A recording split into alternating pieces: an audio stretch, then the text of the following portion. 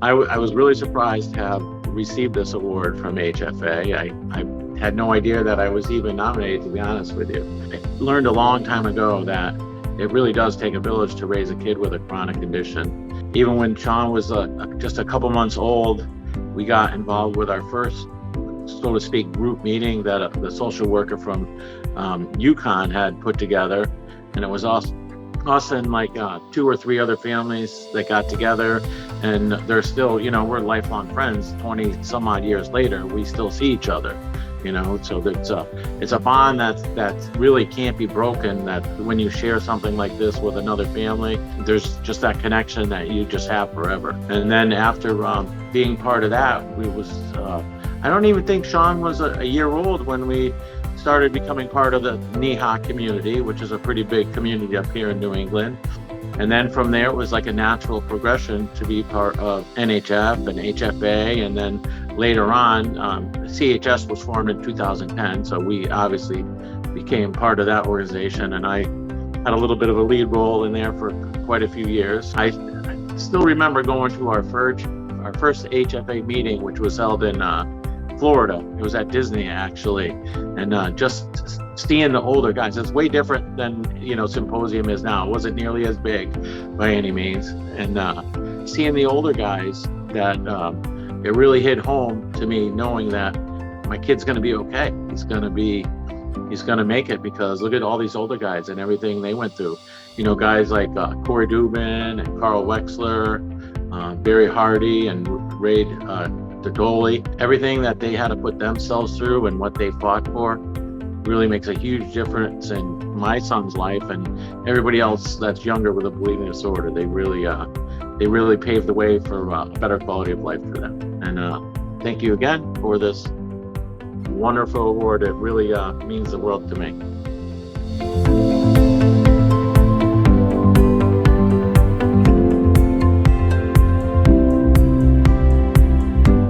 My name is Farah. I'm from Allendale, New Jersey, and I am a sibling and carrier of hemophilia. I was 15 years old in 8th grade when I started the Allendale Sports Hemophilia Walk.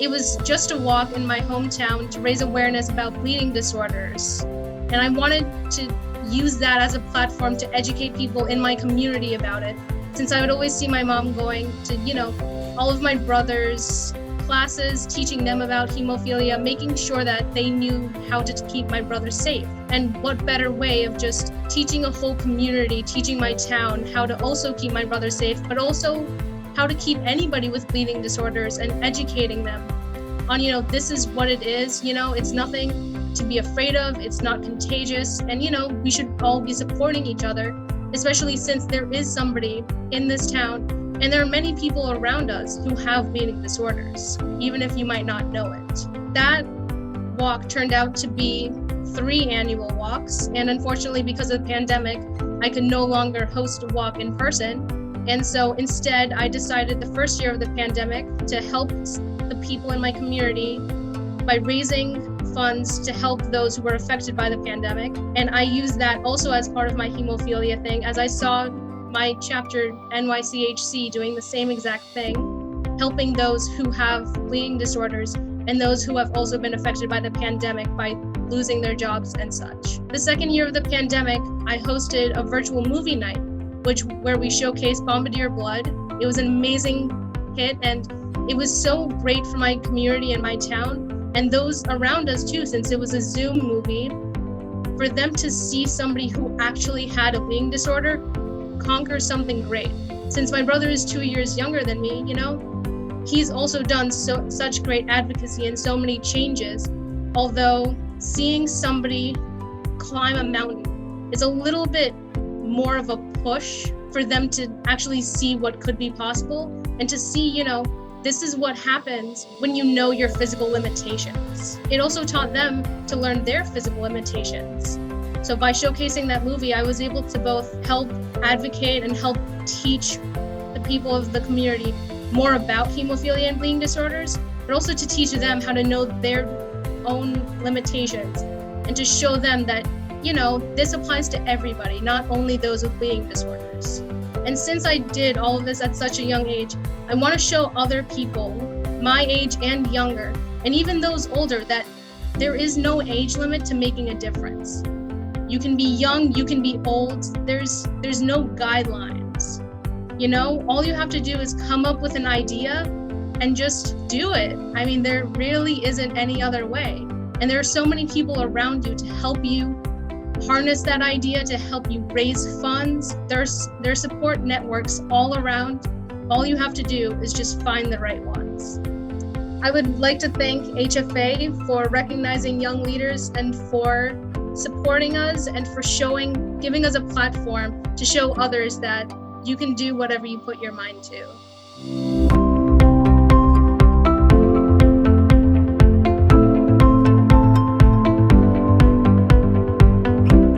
Good afternoon, HFA 2021 attendees. It is with great honor and gratitude that I accept the HFA Teach, Empower, and Advocate Award 2021. Unfortunately, the work isn't done with the awarding of this award today.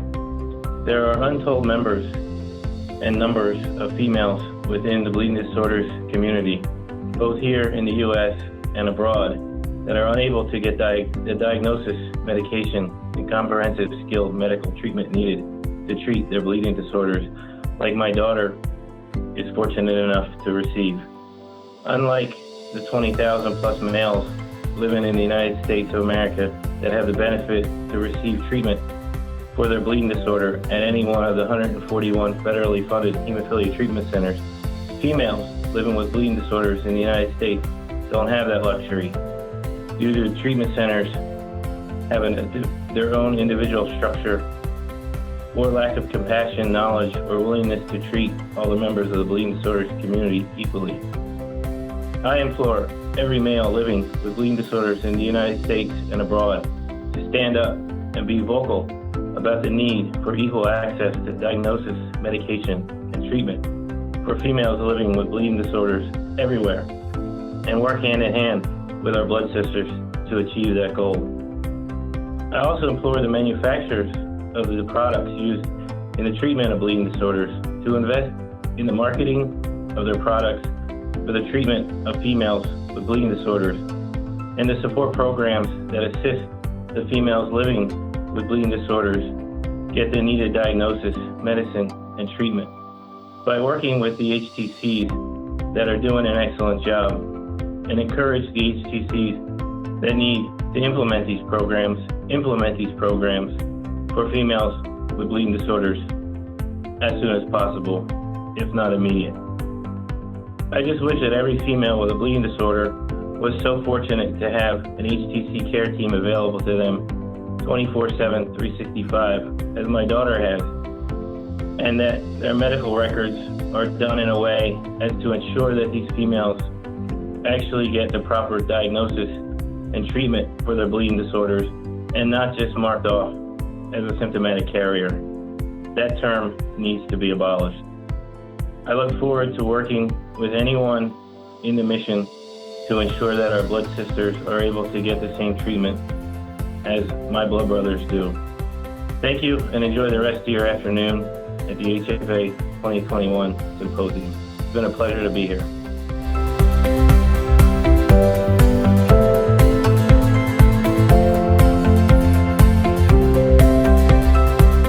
We give awards at HFA because people have done something that we appreciate. I have suggested people for awards in the past. I will do so in the future. One of the reasons I think I got this award is because of what I like to do, which is bring people together. I like to say, hey, you and you should talk to one another. There's this thing an opportunity or a problem we can work on. And so, to me, that's one of the most enjoyable things that I do. Another thing that I think I do well in this community, even though I'm very minimally affected with my bleeding disorder, basically I'm able to recognize in other people that they have issues and that they can be helped. I spend a lot of time on Facebook, and occasionally I can chime in and say, you ought to check this out, you ought to check that out. I have been pitching project calls, for example, almost every chance I can, and because it's a potential win-win for both HFA and for the person who might get the help with their access issue. That's important to me. I really enjoy doing the Gears for Good bike rides. first time I did run, it was part of the very rocky C&O Canal. I won't do that one again, but I'll do Connecticut, which is a nice smooth trail. And it raises money for Helping Hands, which is one of HSA's signature programs, one of my favorites. And so I enjoy doing Gears for Good. They have a whole thing that they've developed from that called Team Resilience, which involves people doing running events like in Run Disney or certain marathons, where we're able to raise funds that way as well. So as most of us know, raising money for HFA is not easy. We do want less reliance on pharma or specialty pharmacy to fund us, which means we have to develop these other mechanisms. So I'm glad to see that HFA is continuing to work on it, despite how difficult it may be. And so those are the things that really interest me the most, that and developing people. I think that a big part of what we do on the board, and the newer board especially, is to develop people so that we can then help the community to be better focused and more effective in getting things done. I think it's important that we have taught the board in the past several years that the key of the board is governance. It's to see where we're going, to look at the strategic vision of things, and then help the staff and the chief executive officer to then implement those things. So it's our job to monitor that, make sure that they are on track, to work closely with them to keep things working as well as possible.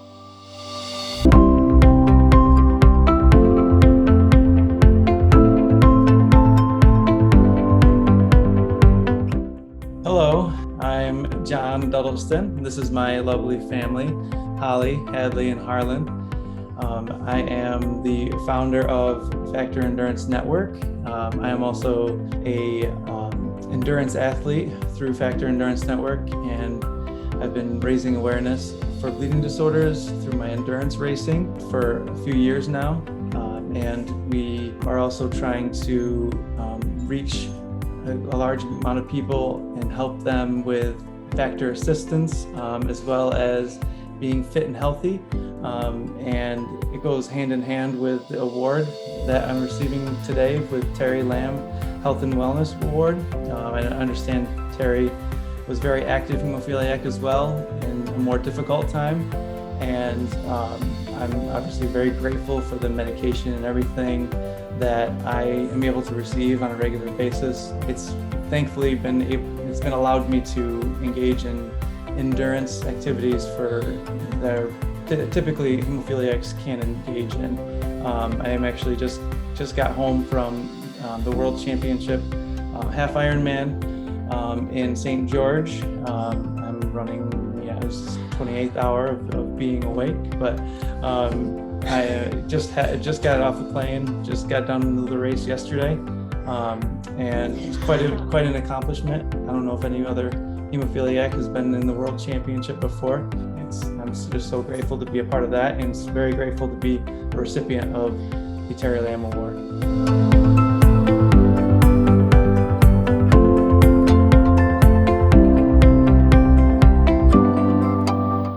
Thank you so much, HFA, for my Volunteer of the Year award. I am truly humbled. I was surprised. Funny story. The week that my HFA award came in, I was very, very, very sick.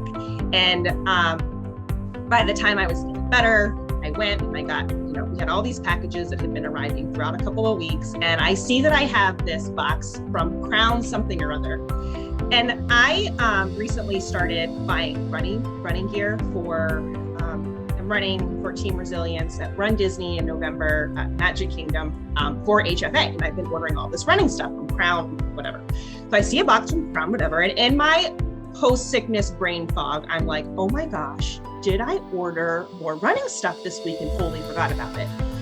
Because the way my brain was, it could have been. I opened up the box, it has like this wonderful blue lid on it, and I'm still thinking, what did I order? What fits in here? Running shoes don't fit in here, maybe a skirt. And then I open the lid, and it's my HFA Volunteer of the Year. And then I cried because I'm so honored. Way better than running gear, way better than shoes or skirt. this is the best thing. Totally made my day, my week, my month. So thank you so much from the bottom of my heart.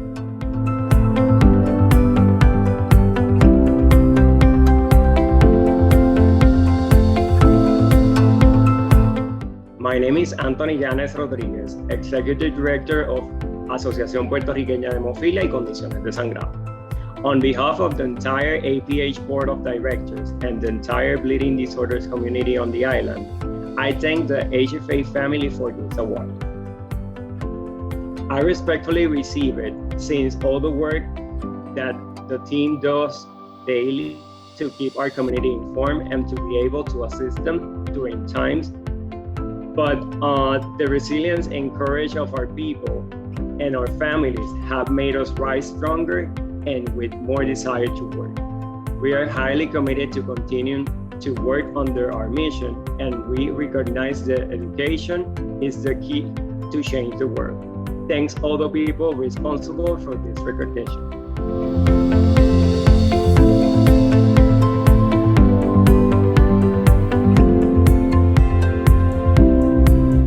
Thank you, Hemophilia Federation of America, for this incredibly thoughtful award. Michelle here, coming to you from beautiful Santa Monica. This award, You Are Not an Island, is a perfect description of the bleeding disorders community. What makes it so special is that no matter who you are, you could be a perfect stranger. We are all tied together by our bleeding disorder. Last winter, Southern California became the epicenter of the COVID pandemic, and many of our families suffered incredible loss, both financially and with the death of their family members, and we knew we had to act quickly. I'm so thankful to a board of directors that is so generous and approved tens of thousands of dollars in emergency assistance, and a most extraordinary staff. Laura, Michelle, Cynthia, Casey, you guys are rock stars, and despite your own personal problems that you face with the pandemic, you guys stepped up and gave it your all. And most importantly, our volunteers and our community members, we love you. Your love and commitment to the bleeding disorders community truly shone through. Thank you again, HFA. We love you, and we wait for the time when we can give you all hugs in person. Thank you so much.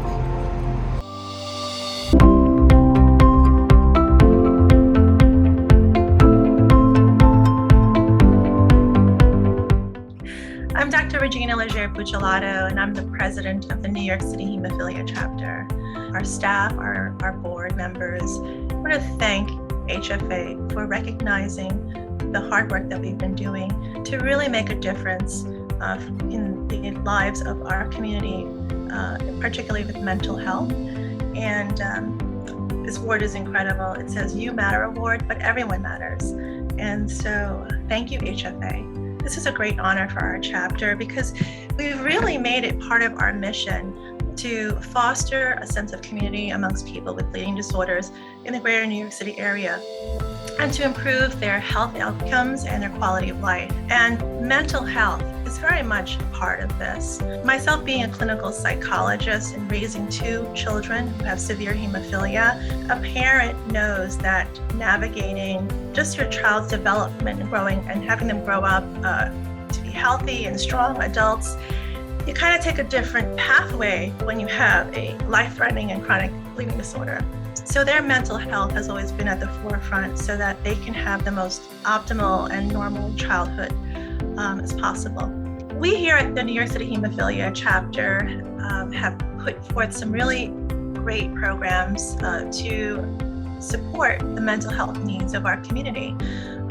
Some of them have been monthly and weekly virtual groups, a men's group, a VWD group, teens, moms, where our community members can have a personal outlet to talk with each other and to get support from one another. We've had an Unheard Stories series sharing the personal stories of our community members and the struggles that they've had to overcome and the accomplishments, that they've had because of that. We've had a photography for the moment workshop where we are focused on mindfulness awareness, calming the mind using photography, being aware of the senses, being aware of surroundings.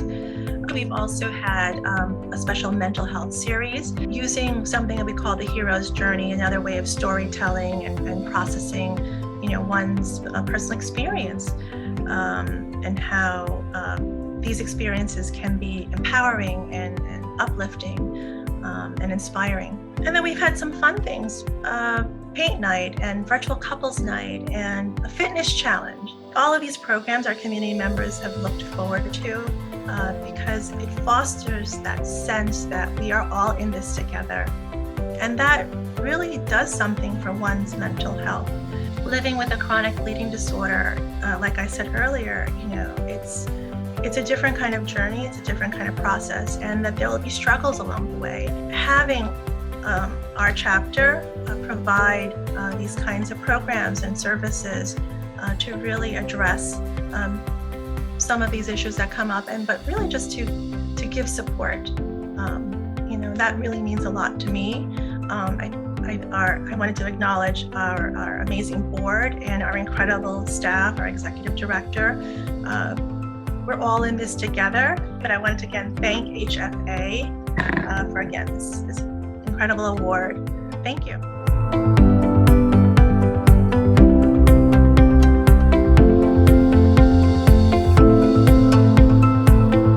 I am honored, first off, to receive this recognition for the Amplifier Award. In October of 2020, in New Jersey, I had, as executive director, experienced two community members who had attempted suicide, and they came to my attention, both of them in a matter of 72 hours. The first one, of course, shocked me and stopped me in my tracks.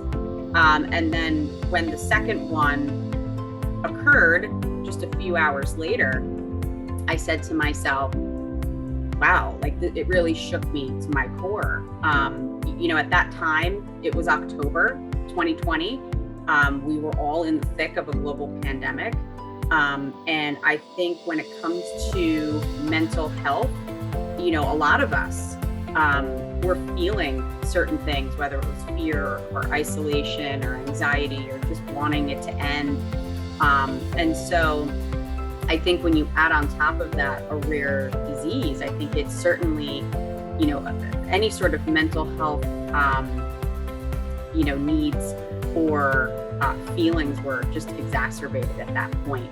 And certainly in the rare disease community. And so at that time, after it occurred, after that 72 hours, I said, it was a Thursday and a Friday. And I said to myself, I have to speak up. I have to get in touch with, this needs to be something that's done for our community. We need to break the stigma. We need to address this need in our community. And I felt it needed to happen. All of us individually in our own states, but nationally as well. And so I reached out to Ann Lewalk and I expressed what had happened over the past couple of days and what we had experienced in New Jersey. And she gave me her word that HFA would do something. She recognized it. We both exchanged some emails and I believe a phone call or two. And sure enough, HFA has launched several mental health initiatives and resources.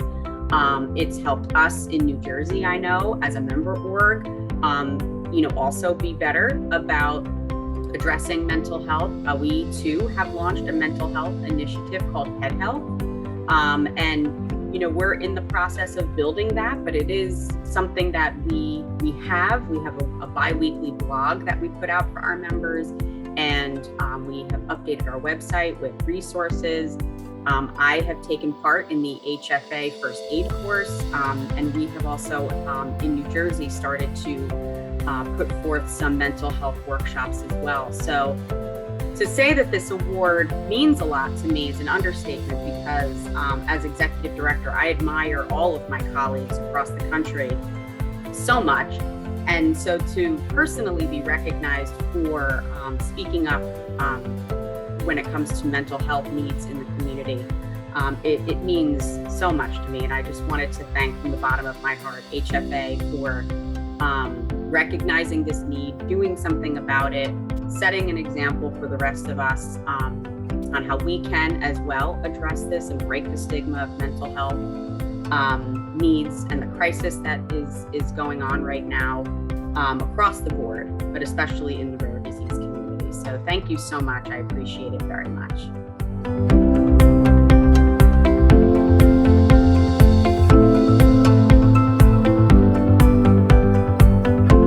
Thank you very much, HFA. Pleasure to be part of HFA for all these years, from the very humble beginnings when we met at Jan Hamilton's house for our board meetings to see where HFA has gone today.